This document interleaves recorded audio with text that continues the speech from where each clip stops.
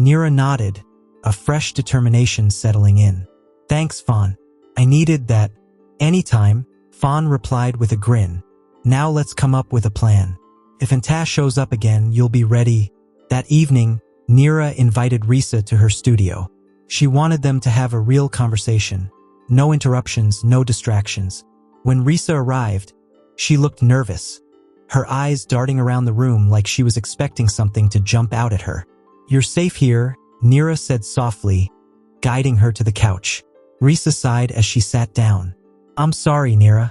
You shouldn't have to deal with all this. My messy past, my problems. Don't, Nira said, sitting beside her. Don't apologize. I want to be here for you. Risa's eyes filled with emotion as she reached for Nira's hand. You don't know how much that means to me. For a while, they just sat there, letting the quiet settle between them. Then, Risa broke the silence. There's something I've never told anyone. I'm here, Nira said gently, her heart racing. Risa hesitated but finally began. When I was with Antah, I lost myself. She made me feel like I wasn't good enough, like I had to change just to deserve her love. By the time I realized what was happening, I didn't even recognize who I was anymore. Her voice cracked, and Nira squeezed her hand, giving her silent encouragement. I promised myself I'd never let anyone control me like that again, Risa continued. But sometimes, I still hear her voice in my head, making me doubt everything. Nira's voice was soft but firm. Risa, you are enough. More than enough. You're kind, smart, and so much stronger than you think. Risa looked at her, tears spilling over. How do you always know the right thing to say? Nira smiled, brushing away a tear from Risa's cheek. Maybe because I care about you more than I've ever cared about anyone. The words hung in the air. For a moment, Risa looked like she might cry again. But instead, she leaned in, her lips brushing softly against Nira's. The kiss was gentle at first, filled with unspoken emotions. But it deepened quickly, turning into a silent promise. One that said they'd face everything together. When they finally pulled back, Risa rested her forehead against Nira's. Thank you, she whispered. For what? For making me feel free again, Risa said, her voice trembling. Nira smiled, her chest full of warmth. You'll never have to go through this alone. But even as they sat there, wrapped in each other's arms, Nira couldn't shake the feeling that things with Antah were far from over. The next few days felt like a dream. Nira and Risa spent as much time as they could together, their connection deepening with every laugh, every touch, and every quiet moment. But no matter how good things seemed, the looming threat of Antah cast a shadow over their happiness. One afternoon, Nira was painting in her studio when her phone buzzed with an unexpected call. Hello, she answered, wiping her paint-covered hands on her apron. Nira, it's Dao, said the voice on the other end. I just saw Antah. Nira's stomach dropped. Where? At that cafe near my place. She was talking to someone. It looked serious. Did you see who it was? Nira asked, her chest tightening. I couldn't tell, but they seemed familiar. Nira, I think Antah's up to something. Thanks for letting me know, Dao. I'll be careful. After hanging up, Nira sat in silence, her thoughts racing. She knew Antah wouldn't give up easily, but hearing that she might be plotting something made her uneasy. Later that evening, Risa came over for dinner. They had planned a quiet, peaceful night, just the two of them, away from all the stress. But as they sat down to eat, there was a sudden knock at the door. I'll get it, Nira said, standing up. When she opened the door, her heart stopped. Antah stood there, her face unreadable. Good evening, Antah said, her tone smooth and confident. Mind if I come in? No, Nira replied firmly, stepping into the doorway to block her. That's no way to treat a guest, Antah said, her tone sickly sweet. You're not a guest, Nira replied coldly. What do you want? I just want to talk, Antah said, her eyes flicking past Nira to Risa, who was standing in the doorway of the dining room. With both of you, there's nothing to talk about, Risa said, her voice shaking slightly. Oh, but there is, Antah replied, her gaze sharp. You see, Risa, I've been thinking about how things ended between us. It wasn't fair, was it? You walking away like that, leaving me with no explanation. I gave you plenty of explanations, Risa said, her voice steady now. You just didn't want to hear them. Antah smirked, leaning casually against the doorframe. And now you've moved on. How predictable. That's enough, Neera said sharply. You need to leave. Antah straightened, her smirk fading. Her voice turned low and cold. Do you really think you can protect her from me? I don't need protection, Risa said, stepping forward. Her voice was firm now. I'm not afraid of you, Antah. Not anymore. For a moment, Antah looked surprised but quickly masked it, narrowing her eyes. We'll see about that, she said before turning and walking away.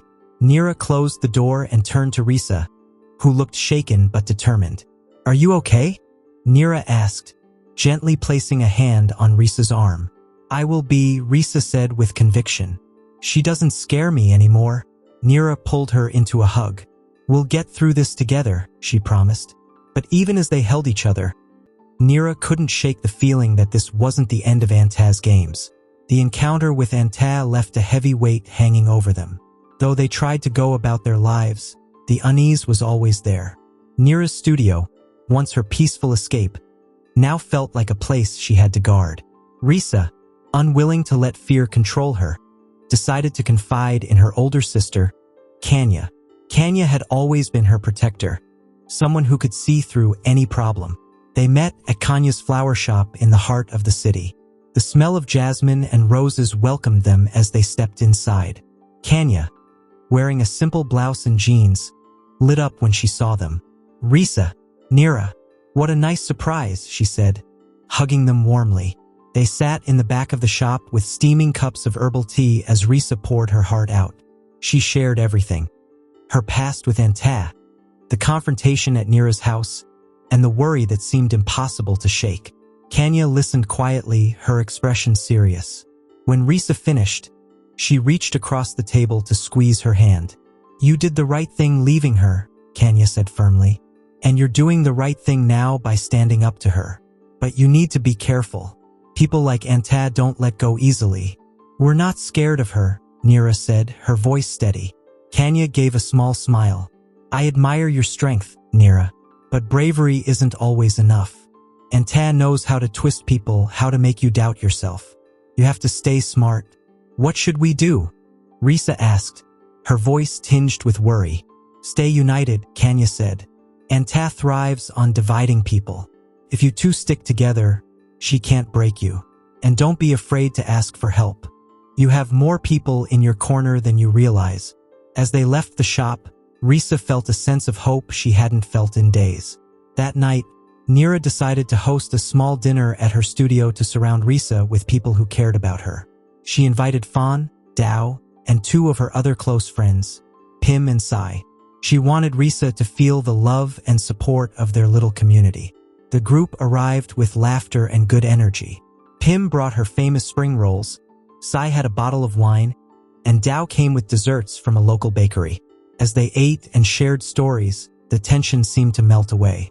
Risa smiled and laughed, her shoulders relaxing for the first time in days. You know, Pim said, raising her glass, I don't know much about this Antah woman. But if she shows up again, she'll have to deal with all of us. The group laughed, but there was truth behind Pim's words. Risa looked at Neera, who was watching her with a warm, steady gaze. In that moment, Risa realized just how much had changed since meeting Neera. She wasn't alone anymore. She had love, a new family, and people who would stand by her no matter what. As the night wound down and the guests began to leave, Dao hugged Risa tightly. You'll be okay, she said. We've got you. Always, Pim added with a wink. When the door finally closed behind the last guest, Neera turned to Risa. Feel better? Much, Risa said, leaning into her. Thank you for tonight. For everything. Neera gently cupped Risa's face. You're worth it, Risa.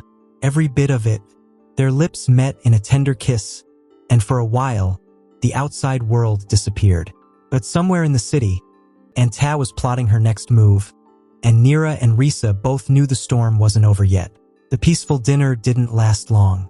The next morning, Nira found an envelope under the studio door. The sharp handwriting on the front gave it away. It was from Antah. Nira's stomach dropped as she opened it. Inside was a single sheet of paper with a chilling message. Do you really think you've won? You don't know what I'm capable of. Stay alert. This is just the beginning. Anger bubbled up as Nira crushed the letter in her hand. She couldn't let Antah keep playing these games. Later that morning, when Risa arrived, Nira hesitated but decided to show her the letter. Risa's face paled as she read it. She's not going to stop, is she? Risa asked softly. No, Nira said firmly. But we're not giving up either. We'll deal with her together. That afternoon, Nira called Pim, her journalist friend, for help.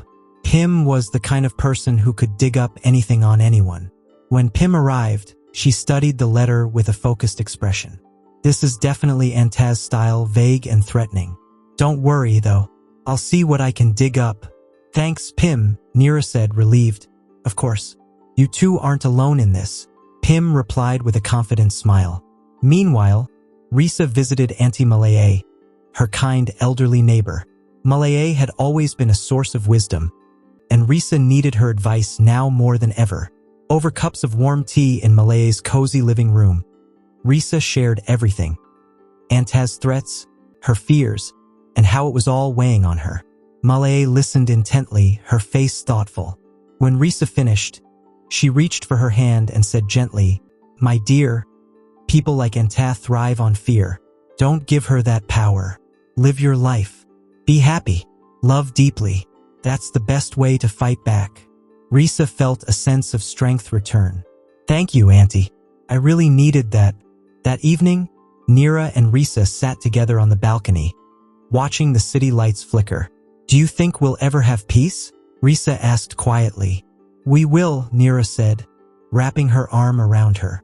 Because we won't let her take it from us. But even as they held each other, they knew this wasn't over. Pim wasted no time. She poured herself into the task of uncovering what Antah was up to. Using her journalist skills, she dug through social media, old contacts, and even places Antah had been seen recently. 2 days later, Pim arrived at Nira's studio, looking both excited and worried. I found something, she said, opening her laptop. Nira and Risa leaned in as Pim clicked through a folder of screenshots.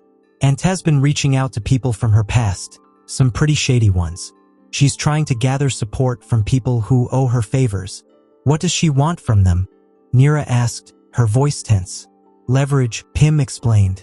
She's looking for ways to scare you? Or worse. Risa clenched her fists. Why can't she just move on? What's the point of all this? It's not about moving on, Pim said. It's about control.